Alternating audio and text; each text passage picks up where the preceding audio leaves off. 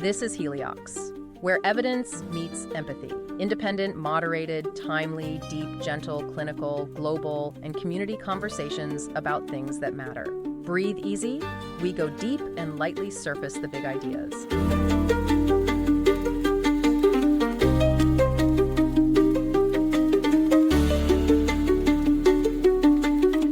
I want you to close your eyes for a second. Unless you're driving, of course. Right, yeah, unless you are driving or operating heavy machinery. Please keep your eyes on the road. But if you're just sitting there or walking the dog, I want you to picture the most terrifying, awe-inspiring dinosaur you can possibly conjure up. The ultimate apex predator. Exactly, the undisputed king of the ancient world. And inevitably, for almost all of us, the image that springs to mind is the Tyrannosaurus Rex. Naturally. You are picturing that massive, boxy, tank-like head. You're imagining those serrated teeth the size of actual bananas just glistening with menace. Oh, yeah. You can almost feel the ground shaking with every single step of its muscular hind legs. It is, by all accounts, the absolute pinnacle of prehistoric nightmares. But then, and here is where it gets funny, your imaginary camera pans down just a little bit from that horrifying jawline and you see it. The tiny arms. The hilarious juxtaposition that has fueled internet memes for, well over a decade now.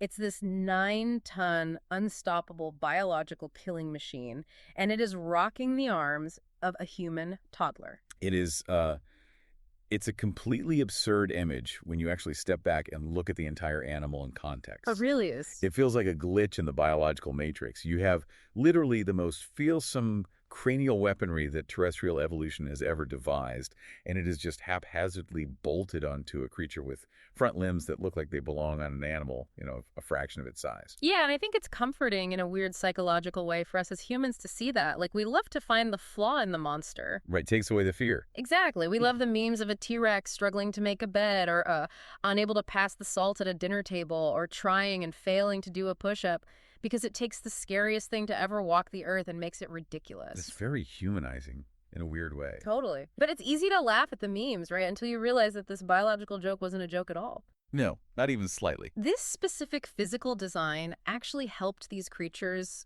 completely dominate the planet for millions upon millions of years. And when you realize that, you kind of have to stop laughing and start asking, well, what did evolution know that we don't? And that exact question is, what drove the research we are doing a deep dive into today? Yes, exactly. So we have this massive new study published in the Proceedings of the Royal Society B. And what they did was they took this incredibly comprehensive data set, analyzing 85 different species of non-avian theropod dinosaurs. Right, which is a massive sample size for paleontology. Yeah. And they painstakingly compared the lengths of their skulls, the lengths of their forelimbs, and their estimated body masses. And the mission of this research, and really our mission today, isn't just to poke fun at T-Rex proportions. The goal is to uncover the grand mechanics of a multi-million-year evolutionary arms race. Literally an arms race. Right, pun definitely intended. What we are going to explore is how shifting from a hunting strategy of grasping and wrestling prey to a strategy of purely crushing prey fundamentally rewired dinosaur anatomy. It altered their structural blueprint from the ground up. Exactly. Because my natural inclination, and I think the natural inclination of anyone who grew up watching blockbuster movies about dinosaurs, is to assume that tiny arms are just a T-Rex thing. That's the common misconception. You figure it was just a quirky, isolated trait of that one specific family, maybe a weird genetic bottleneck that happened in North America right at the end of the Cretaceous period? But that assumption is exactly what this paper is dismantling. The data demonstrates that forelimb reduction, which is the scientific term for a species' arms getting drastically shorter over evolutionary time, it evolved entirely independently in at least 5 distinct lineages of carnivorous theropods. Wait, 5? 5 distinct lineages. This isn't just a one-off quirk of the tyrannosaurs. It is actually one of the most striking cases of convergent evolution in the entire fossil record. Okay, convergent evolution. Just so we are all on the same page here, that's the phenomenon where different species living in entirely different places or times independently evolved the exact same physical trait to solve the same environmental problem. Exactly, yes. But let's ground that for you listening. The classic analogy is always birds and bats evolving wings, but I want something that gets closer to the mechanical pressure of it. Okay, sure. It's like how every major car manufacturer in the world, without necessarily sharing trade secrets, eventually realized that if you want a car to go over 200 miles an hour, it needs to be incredibly sleek and low to the ground. Right, right. The invisible laws of aerodynamics essentially forced all of them into designing the exact same teardrop shape. That is the perfect way to look at it. The environment dictates the optimal engineering solution. So they didn't have a choice, really. Not if they wanted to survive. So in the theropod family tree, you have these completely separate branches of predators.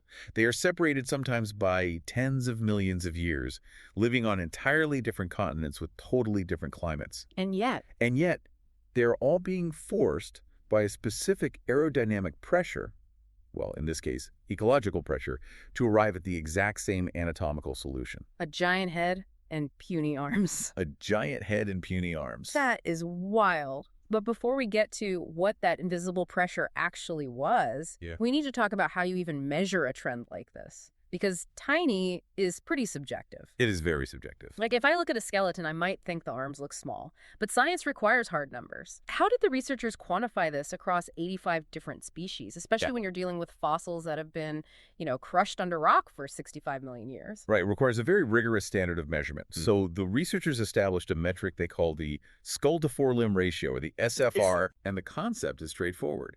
Even if getting the measurements from incomplete fossils is, frankly, grueling work, they measure the anteroposterior length of the skull, meaning the absolute straight line from the very tip of the snout to the back of the jaw joint. Okay, got it. Then they compare that number to the absolute length of the forelimb. And when they say forelimb, they are measuring from the shoulder socket all the way down to the tip of the longest finger, right? Correct. Which I actually learned from the paper is usually the second digit in theropods. So their index finger, so to speak, is the long one. Yeah, that's right. So they add up the lengths of the humerus, the radius, the ulna, the metacarpals, and the phalanges of that longest digit. That's a lot of bones to measure. It is. And once they have those two numbers, skull length and total arm length, they divide them to get the SFR. Oh, And they set two very specific thresholds to categorize what tiny actually means in biological terms. Okay, lay the thresholds on me. So, if a dinosaur skull is equal to or longer than its entire forelimb, meaning the SFR is 1.0 or greater, that dinosaur is officially classified as having reduced arms. Okay, let's just pause and visualize that for a second. The head is bigger than the entire arm. It's hard to even picture. I mean, imagine if your head was longer than your arm from your shoulder down to your fingertips. You wouldn't even be able to touch the top of your own head. No. The biomechanical limitations become obvious very quickly. Yeah. The scale goes even further. Oh, it gets worse. It gets worse. If the skull is 1.2 times the length of the forelimb, or greater, the arms cross into the territory of being vestigial. Vestigial? Yeah. At that point, they are so minuscule relative to the animal's main weapon, the head, that their functional utility in capturing or dispatching prey is virtually zero. So they're totally useless in a fight. Exactly. They might have had minor secondary functions, perhaps in mating displays or helping the animal push off the ground after sleeping. But as hunting tools, they are obsolete. Obsolete. Like the human appendix, or those tiny useless leg bones you sometimes find deep inside the blubber of modern whales. Exactly, evolutionary leftovers. Okay, so who are the car manufacturers in our analogy? Who are the 5 distinct lineages that were forced by nature to hit these extreme thresholds? Well, the dataset highlights the major players hitting the reduced or vestigial marks. First, you have the abelisaurids, then the carcharodontosaurids. Try saying that 3 times fast. Right. Then there are the ceratosaurids, the megalosaurids, Yeah. and of course the tyrannosaurids. Okay. All 5 of these completely distinct carnivorous groups independently cross that 1.0 threshold. See, this detail completely blew my mind when I was reading through the source material, because T-Rex, which is the absolute poster child for tiny arms, has an SFR of 1.622. That's right. So its head is over 1.5 times longer than its arm. That is so absurd, but it isn't even the only extreme case. No, it's not even the record holder, depending on how you look at it. Right. There's this bizarre, incredibly deadly dinosaur called Majungasaurus that had an SFR of 1.613.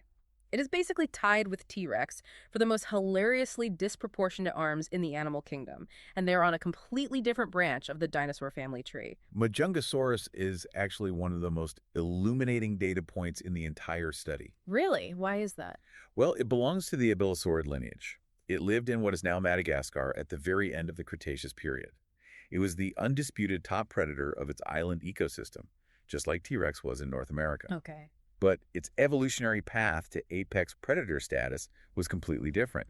Yet the end result, that physical blueprint of a massive skull and useless arms, is nearly identical. That's that convergent evolution again. Exactly. When you see two completely unrelated animals evolve the exact same extreme trait, it confirms that there is a powerful underlying biological rule at play. Well, hold on. Let me play devil's advocate here for a second. Okay, go for it. I read those numbers and my brain immediately searches for a simpler explanation. Like, couldn't this entire phenomenon just be a side effect of getting ridiculously huge? The scaling argument. Right, because think about how mammals grow.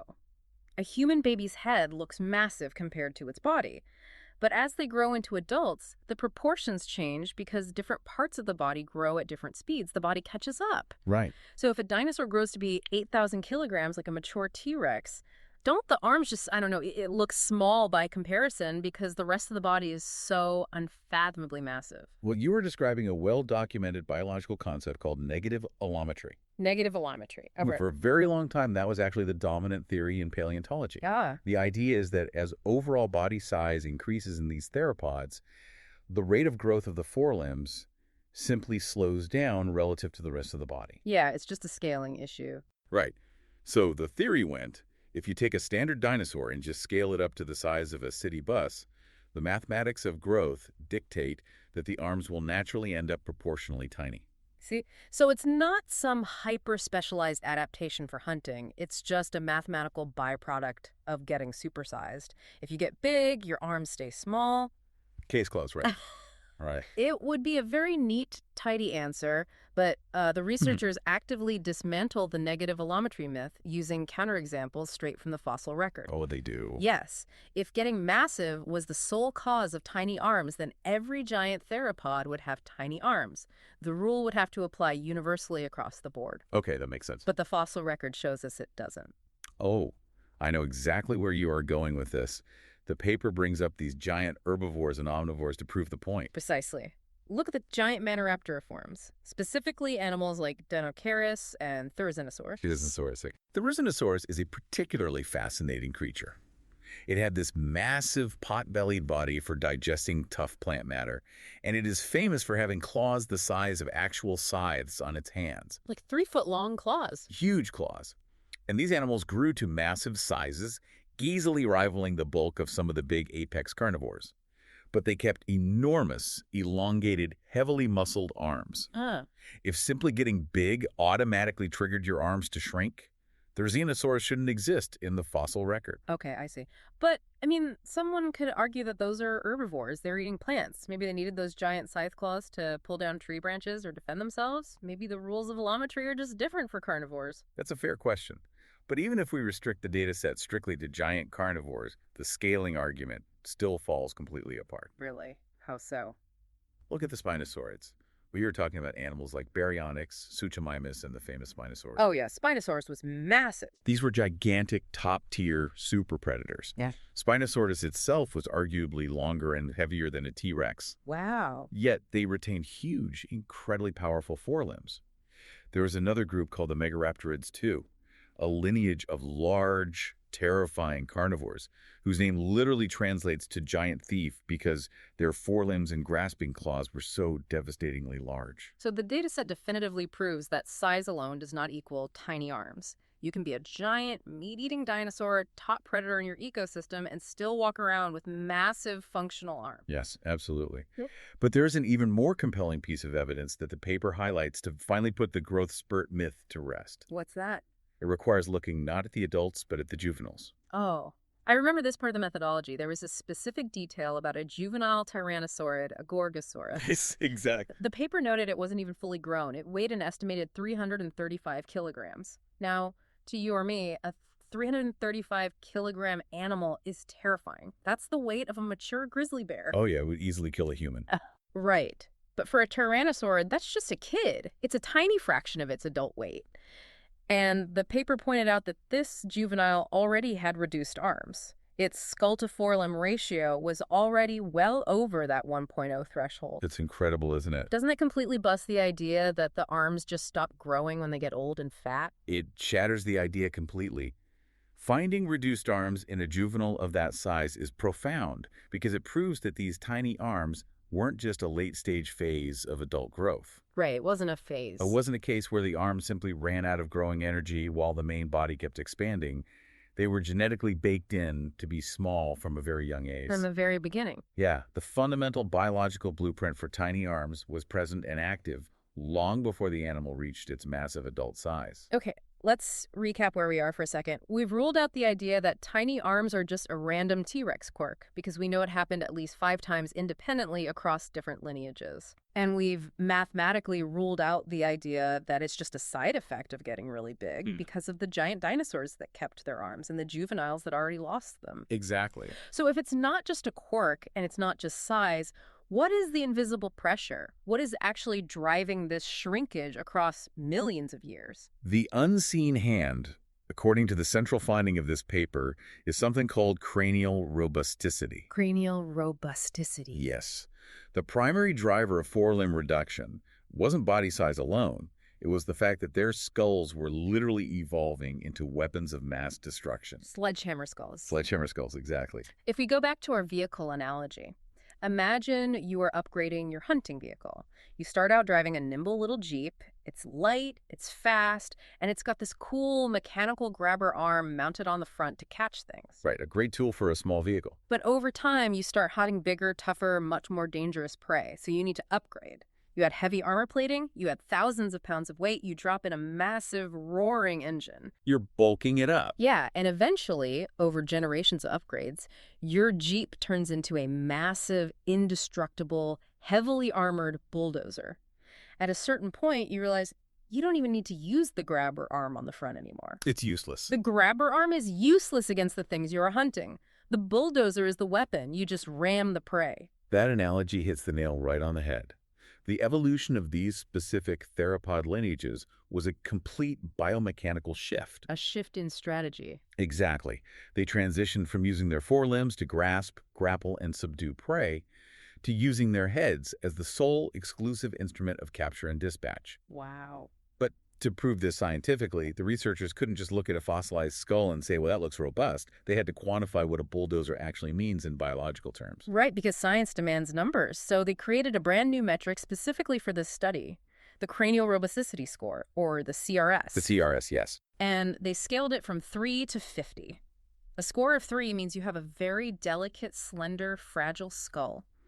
A score of 50 means your head is practically a solid block of bone and muscle. And it is crucial to understand that cranial robusticity is not just a synonym for cranial size. Oh, it isn't? No, not at all. A skull can be incredibly long and massive, but still be quite fragile. The CRS measures robustness across 4 specific measurable anatomical criteria. Okay, so what actually makes a skull a bulldozer? Let's walk through these criteria because this is where the anatomy gets deeply fascinating. It's not just about having a big head. The first criterion they looked at was the proportions of the skull, specifically the height-to-length ratio. Yes. Think about the physics of biting down on something really hard. Yeah. If you have a skull shaped like a modern gharial crocodile, very long but very flat and slender, that's a low height-to-length ratio. Yeah. It's great for snapping quickly sideways in the water to catch fish. Fast but fragile. Exactly, because if that flat skull tries to bite down on a massive solid object, the vertical bending forces will cause the thin bones to snap in half. Ouch! Now look at a T-Rex. The skull is incredibly deep. It is tall from the top of the snout to the bottom of the lower jaw. That vertical depth provides the structural integrity, the I-beam construction, essentially needed to absorb unbelievable vertical impact forces without the bone bending or fracturing. It gives the skull a boxy tank-like quality. Yes, exactly. Okay, that makes sense. A deeper skull can take more force. But what about the teeth? Because if you have a massive, deep skull, but you have normal, thin teeth, and you slam those teeth into a solid triceratops femur... The bone isn't going to break. Right, the bone won't break. Your teeth are going to shatter into a million pieces. Which brings us to the second criterion, dental morphology. Specifically, they measured the crown-base ratio. Okay. A slender, blade-like tooth, like you see in earlier dinosaurs or modern sharks, is excellent for slicing through soft flesh. But as you pointed out, if a blade hits solid bone, it shatters. Yeah, physics won't allow it. The teeth of highly robust theropods, particularly the later tyrannosaurs, are fundamentally different. Paleontologists often describe them as lethal bananas. Lethal bananas. I love that, and I will never look at a fruit bowl the same way again. It's such an apt description. They're incredibly thick, round at the base, and deeply rooted into the jawbone. They aren't designed for delicate slicing. They are engineered for bone-crushing impact. Wow. They can punch through thick keratin armor and splinter solid bone without breaking because the force is distributed across a much wider, thicker base. So we have a deep, boxy skull and lethal banana teeth.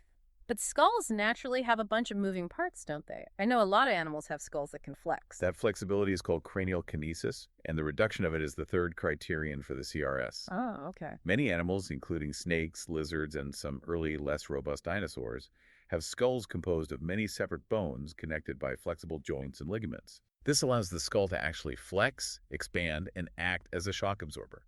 Think of a snake unhinging its jaw and expanding its skull to swallow an egg whole. But if you were trying to be a sledgehammer, flexibility is the exact opposite of what you want. Exactly. Think about the physics of a strike. If you slam a highly flexible, multi-jointed object into a solid brick wall, the kinetic energy of the impact dissipates through all those moving parts. The object deforms. You lose the power. Yes. If you want to deliver a crushing, bone-shattering bite, you need the kinetic energy to transfer directly and entirely into the prey. You cannot afford to lose energy to shock absorption. So what did they do? So in these robust dinosaurs over millions of years of evolution, those separate flexible skull bones literally fused together. Wait, they just fuse? They calcified and locked into place, creating a solid, completely rigid structure. They sacrificed flexibility for pure, unadulterated catastrophic strength. A solid block of bone. That is terrifying. Which brings us to the fourth and final criterion for the Cranial Robusticity Score, the engine driving the bulldozer. The massive bite force estimates. But how do you estimate muscle size on an animal where the muscles rotted away 65 million years ago? Well, bones always bear the scars of the muscles that were attached to them. Oh, like ridges and stuff. Exactly. By examining the skull, specifically the size and depth of the temporal fenestrae, which are the large openings in the skull behind the eyes where the main jaw muscles sit. Those big holes you always see in the skull in museums. Yes, those big holes. And by looking at the attachment ridges on the lower jaw, paleontologists can calculate the physiological cross-sectional area of those muscles. Incredible. The larger the fenestrae and the deeper the attachment scars, the more massive the muscle had to be. And a more massive muscle generates a exponentially higher bite force. So when you add it all up? When you combine a deep, boxy skull, bone-crushing teeth, completely fused cranial bones, and jaw muscles the size of engine blocks, your Cranial Robusticity Score skyrockets toward that maximum of 50. Okay, so the researchers have their Cranial Robusticity Score from 3 to 50, and they have their Skull-to-Forelimb Ratio quantifying the tiny arms. But here's the tricky part of science, right? Oh, sure. Just because two things happen at the same time doesn't mean one caused the other.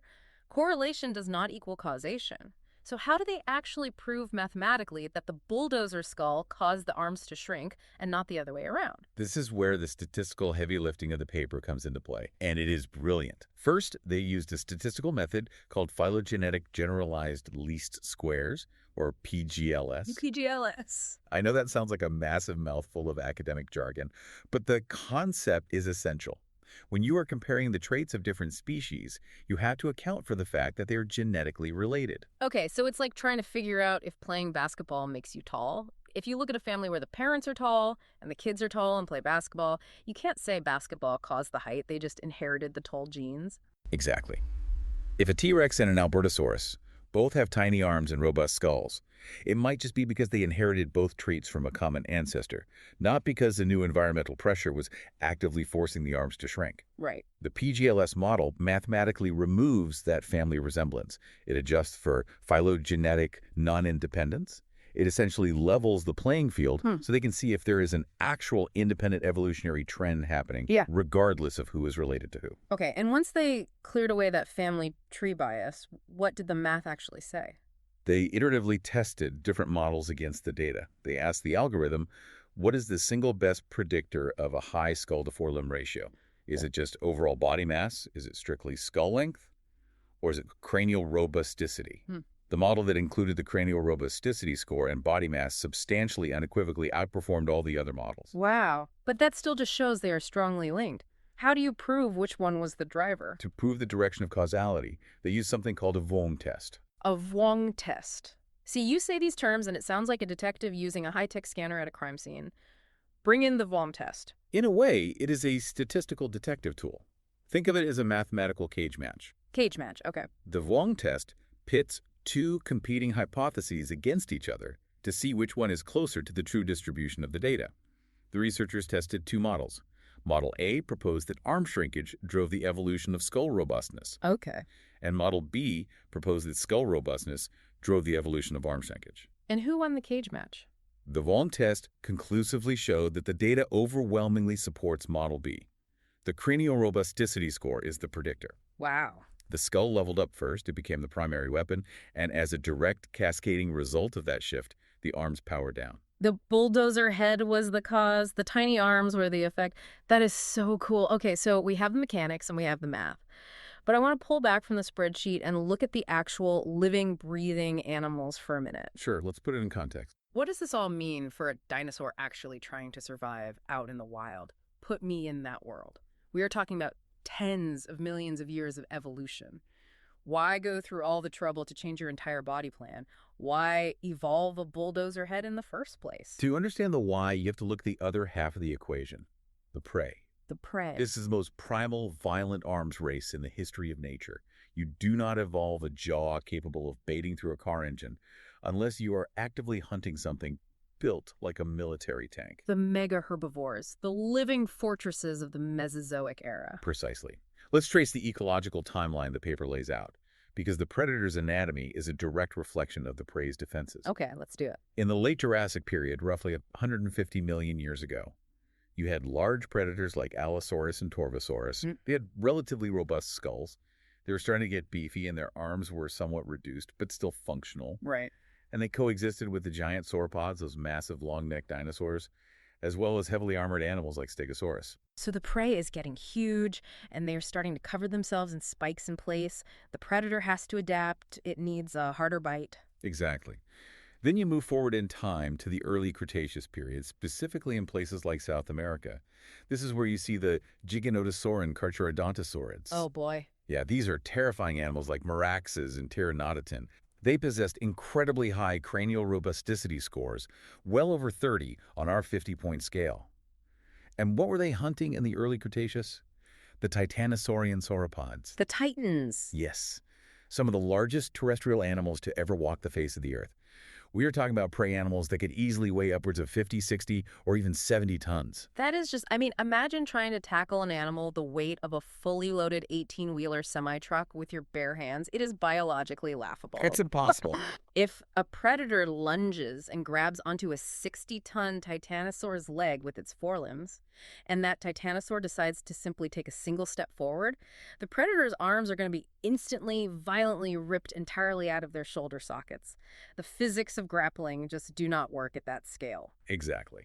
The biomechanical reality is that against prey of that unfathomable magnitude, forelimbs become a fatal liability, not an asset. A fatal liability. You cannot wrestle a moving building to the ground. The only conceivable way to subdue an animal that size, or even a juvenile of that size, is to inflict massive, catastrophic tissue and bone damage as quickly as possible and then get out of the way. Slash and run. You need a bite that can sever major arteries or crush vital structural bones in a single devastating strike. And then we get to the late Cretaceous period in North America, the absolute pinnacle of this arms race, the reign of the tyrannosaurs. Here, the environmental pressure shifted slightly.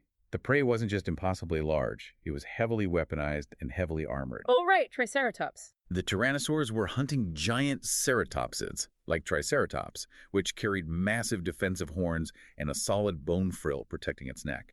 They were also hunting the huge ankylosaurs, which were literally covered in thick, bony plates, and the massive hadrosaurs, which were incredibly bulky, powerful animals capable of delivering lethal kicks. So as the prey got bigger, tougher, faster, and better armored, the predators needed stronger and stronger bites just to pierce the defenses. The head literally took over the entire job of catching, subduing, and killing the prey. And this brings us to the brutal, unforgiving, energetic equation of evolution. Energetic equation. Evolution is remarkably stingy. Growing, maintaining, and moving muscle and bone requires a massive amount of calories. If you are a 9-ton predator and your head has evolved to do 100% of the work in taking down a triceratops, any calories your body spends building and maintaining long, heavily muscled arms are wasted calories. It's an evolutionary budget cut. If the department isn't generating revenue, you cut its funding. That is exactly what happens on a biological level. In an energetic sense, the body simply stopped wasting precious metabolic resources on anatomical structures that provided zero return on investment during a hunt. So the arms became completely redundant. Completely. And the beauty of this paper is that it tracks this energetic budget cut step by step through the fossil record. They highlight the abelisaurid family tree to show the phase-out in real time. Right, they map out this amazing lineage. It starts early on with an animal called abelisaurus. With abelisaurus, we see the very beginning of the trend. The main arms, the humerus, radius, and ulna, are still relatively normal-sized, but the hands, the mantis, are already significantly reduced. Just the hands. Just the hands. The fingers are getting shorter and less mobile. The fine grasping function is the first thing to be phased out as the skull starts to do more work. Then you jump forward millions of years and you have Carnotaurus. Carnotaurus shows intermediate arm shrinkage. The hands are completely useless, immovable stubs at this point. Immovable stubs. Yeah, and now the lower arm bones, the radius and ulna, are drastically shortened. The humerus, the upper arm bone, is still somewhat prominent, but the limb as a whole is functionally compromised. It cannot bend or grasp in any meaningful way. And then the final form. We are back to Majungasaurus. Majungasaurus represents the extreme terminal end of this evolutionary lineage. It has the most extremely reduced forearms and hands of almost any giant carnivore in the entire data set. Its SFR is that staggering 1.613. It is the culmination of millions of years of relentless energetic budget cuts. A step-by-step, bone-by-bone phasing out of the arms, occurring in perfect lockstep as the skull grew increasingly robust. It's literally like watching a time-lapse video of evolution just slowly deleting a body part because it's no longer needed. It really is. But that brings up a really important question. If having a giant bulldozer head and tiny arms is the ultimate predator life hack, if it is the apex strategy for surviving in the Mesozoic, did everyone do it? Why didn't every single carnivorous dinosaur on the planet eventually end up looking exactly like a T-Rex? This is where the exceptions in the dataset become just as illuminating as the primary rule. The exceptions, right. The outliers perfectly validate the underlying theory, because evolution is not a single predetermined path toward one ultimate shape. It is a highly specific response to highly specific local environments and ecological niches. Let's dive into those exceptions because they are fascinating. First up, we have the Spinosaurids. We mentioned them earlier. Baryonyx, Suchomimus, Spinosaurus. They were gigantic. Spinosaurus was an absolute behemoth. But they kept their long, powerful arms. Why didn't they get the sledgehammer upgrade? It all comes down to what they were eating. Spinosaurids were primarily piscivorous. They ate fish. Yes, their main diet consisted of fish, specifically very large, very slippery, powerful aquatic prey in river systems. If you look at a Spinosaurus skull, it is the exact opposite of a bulldozer. It's incredibly long, narrow, and slender, much more akin to a modern gharial crocodile. It has a very low Cranial Robusticity Score. It's a pair of precision surgical forceps, not a sledgehammer. Precisely. If you are hunting in the water, a massive, robust, boxy skull creates immense hydrodynamic drag. To snap at a fast-moving fish, you need a long, hydrodynamic snout that can slice through the water with minimal resistance. Oh, that makes total sense. But a narrow, delicate snout is terrible for grappling or holding on to a thrashing, 10-foot-long prehistoric fish. So to catch and manipulate that specific type of slippery prey, the Spinosaurids absolutely relied on their long, powerful arms equipped with massive, hook-like claws. So they needed both. Their specific ecological niche river hunting required them to retain their arms. Consequently, their heads got longer to catch fish, but not robust, and their arms stayed long to hold them. Anatomy is a perfect reflection of the resume. The job dictates the tools. Okay, what about the Eleormins? The source mentions this specific subclade of tyrannosaurs. A famous example is Kiansusaurus, which paleontologists sometimes playfully nickname Pinocchio Rex. Pinocchio Rex, yeah. The Alliormins act as a fantastic control group for this entire theory. They are true tyrannosaurs, meaning they share the exact same genetic lineage and ancestors as the giant T-Rex. Okay. They lived at the exact same time and sometimes even in the exact same geographic regions as the giant, robust tyrannosaurs. But they evolved an entirely different hunting strategy. They had long, gracile snouts and a much lighter, more agile skeletal build. Why branch off like that if the sledgehammer works so well? Because they weren't hunting mature triceratops. The Alliormins partitioned the ecosystem. They specialized in hunting much smaller, faster, highly agile prey. Ah. If you are chasing down a small, unarmored dinosaur, you do not need a bone-crushing bite. A sledgehammer is actually a detriment because it's heavy and slows you down. You need speed, agility, and precision snapping. Because their hunting style required their skulls to remain gracile, meaning they maintained a very low cranial robusticity score. They didn't trigger the evolutionary pressure to lose their arms. They didn't follow the extreme forelimb reduction pathway of their massive cousins, despite having the exact same DNA baseline. You don't bring a sledgehammer to catch a butterfly? That makes so much sense. The environment shapes the tool. And there's one more exception the paper highlights, and these guys are just utterly bizarre. The alvarezsaurids. The alvarezsaurids are a prime example of why context is everything in biology. They had incredibly tiny arms. In fact, on some of the later species, the arm is essentially reduced to a single, massive, thick claw. Wait, so they had tiny arms. Doesn't that just prove the T-Rex rule? It looks similar at a glance, but the mechanism driving it was totally different. The alvarezsaurids were not giant mega predators evolving robust skulls. In fact, they underwent a severe evolutionary trend of extreme miniaturization. Miniaturization? Yes. Many of them were the size of modern chickens or turkeys. They certainly weren't hunting giant sauropods.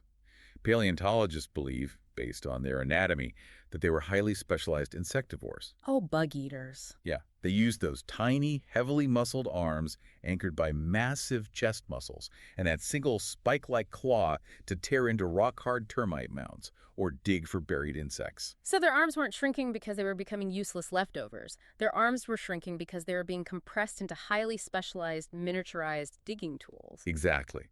Their forelimb reduction was driven purely by the mechanical demands of their specific microecology, digging through dense earth and wood, not by the energetic trade-off of developing a massive skull.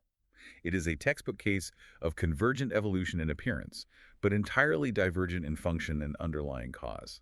So what does this all mean when we put the pieces together? It means that nature is incredibly pragmatic. You don't use hands to catch a living tank. The anatomy of these creatures is a perfectly tuned, highly sensitive instrument responding to their specific environment. It really is. The Spinosaurids needed long arms to hook slippery fish in the rivers. The Alvarezsaurids needed tiny, muscular spike arms for excavating termite mounds. But if you were a theropod whose job was going toe-to-toe with a 10-ton, heavily armored herbivore on land, you took every single evolutionary skill point you had, you dumped it all into building a massive, crushing skull, and you let the arms fade away into obscurity. It is an elegant, brutal, and flawlessly efficient evolutionary solution to a very specific problem. Which brings us right back to where we started this whole conversation. The iconic, puny arms of a Tyrannosaurus rex. When you understand the science, the meme just kind of fades away. It does. They aren't a biological joke, they aren't an evolutionary mistake or a glitch in the matrix or just a byproduct of getting old and fat. Those tiny arms are the ultimate undisputed badge of a hyper-specialized mega-predator. They are the physical, fossilized proof that its face was so deadly, its jaw so devastatingly powerful, that its arms literally became obsolete. It was a creature perfectly, flawlessly optimized for the most violent ecological niche that has ever existed on this planet. It is a remarkable testament to adaptation. But there is a final forward-looking thought that this research inspires and honestly brings a profound sense of poignancy to the whole story. Oh, what's that? The researchers raise an important question at the very end of their study. They note that while the giant apex carnivores were busy losing their arms to become living bulldozers, the smaller theropods, the Maniraptoriforms, the ones that remained small and kept their long, grasping arms to hunt smaller, agile prey, they were embarking on an entirely different evolutionary path. Wait, those are the ones that eventually started developing pennaceous feathers. Yes, exactly. The retention of those elongated, highly mobile forelimbs in those smaller lineages provided the critical anatomical scaffolding required for the evolution of complex feathers. And ultimately, those long arms became the structural foundation for the evolution of powered flight. The dinosaurs that kept their arms survived the Great Extinction, and they became the birds that fill our skies today. Wow. That is wow. Meanwhile, the dinosaurs that went all in on the bulldozer skull, the ones who sacrificed their arms for absolute cranial power, they became the ultimate, uncontested apex predators of their era. No one could challenge them. But they were so hyper-specialized, so perfectly adapted to a specific, delicate world of giant mega herbivores, that when the asteroid hit and the environment fundamentally changed overnight, they were trapped by their own perfection. They couldn't adapt. They went extinct. That is heavy. The exact trait that made them invincible in one world doomed them in the next. They specialized themselves right out of existence. It makes you wonder, as humans rely more and more on technology, as we build digital tools and automated environments that do all the physical and even mental work for us, what physical traits are we walking around with right now that might be slowly becoming obsolete? 1,000,000 years from now, when future scientists are digging up our bones and analyzing our proportions, what will be our T-Rex arms? Heliox is produced by Michelle Brucker and Scott Bleakley. It features reviews of emerging research and ideas from leading thinkers, curated under their creative direction with AI assistance for voice, imagery, and composition. Systemic voices and illustrative images of people are representative tools, not depictions of specific individuals. Thanks for listening today. 4 recurring narratives underlie every episode: boundary dissolution, adaptive complexity, embodied knowledge, and quantum-like uncertainty. These aren't just philosophical musings, but frameworks for understanding our modern world. We hope you continue exploring our other episodes, responding to the content, and checking out our related articles at helioxpodcast.substack.com.